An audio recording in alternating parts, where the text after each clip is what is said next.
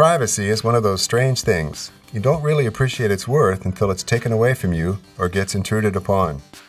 In this day and age where people are becoming more willing than ever to give away and share personal information, privacy has become a rather complicated issue. Perhaps it is a good time for us to get to know privacy. Privacy was first defined at the end of the 19th century as the right to be let alone, focusing especially on its physical dimension. This was due largely to unethical news reporters who violated the privacy of celebrities by revealing details about their personal lives. Such sensational media lives on today in the form of paparazzi, supermarket tabloids, and online image boards. In the late 20th century, as computers became more commonly used, fears of privacy violation emerged in the Western world. The new innovation has led to a redefinition of privacy that highlights the information dimension and development of fair information practice principles.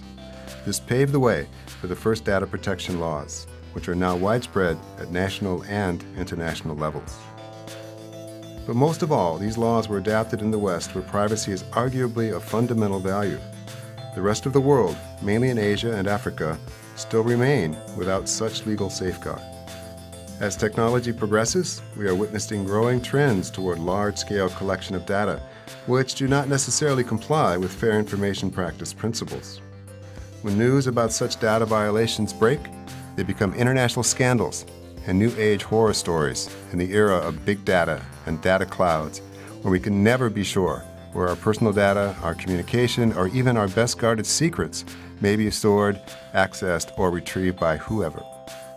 But there are other routine practices carried out both by governments and industries around the world that actually access, collect, use, and manipulate our data in ways one might never ever imagine. The situation seems to be exacerbated in countries with authoritarian regimes.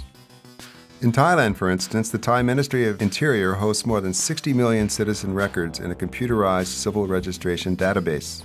Starting in 2011, all 7-year-olds are required to apply for a Smart Citizen ID card, capable of holding all types of personal data from name, religion, fingerprints, facial features, and blood type. More recently, a junta-led government has threatened to probe into communication online, the popular mobile chat application, for national security reasons. All these have taken place in the absence of a data protection law that would prevent illegal linking, aggregation, functional creeps, and misuse of data.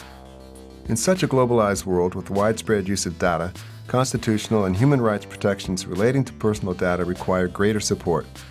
And the first human rights basis that must be reckoned with is that information on you, no matter who you give it to, always remains yours. It cannot be sold onwards, and you retain rights, including the right to be forgotten. Clearly, data protection laws are not adequate to safeguard our rights to privacy. Other ways also can complement the laws in enhancing our rights. Consider the following options, for instance. 1. Always think before you give any personal data offline and online, and be aware of any future consequences. Once you hit OK or Yes to any online service, the online intermediaries always maintain the right to use your data, even though you decide to close the account or discontinue using their service. 2. Study privacy policy in any social media setting you use, as well as ways to tweak your privacy settings in any online application to ensure the highest protection. 3. Be mindful that technical prevention can be built into record-keeping systems, online and offline, and these are alternatives that have not been sufficiently explored by big data processing organizations, government, or the private sector. So, if possible, we may consider using the services that have built-in mechanisms or apply frameworks such as encryption, privacy by design, or privacy impact assessment, or privacy-enhancing technologies instead of those which do not. 4.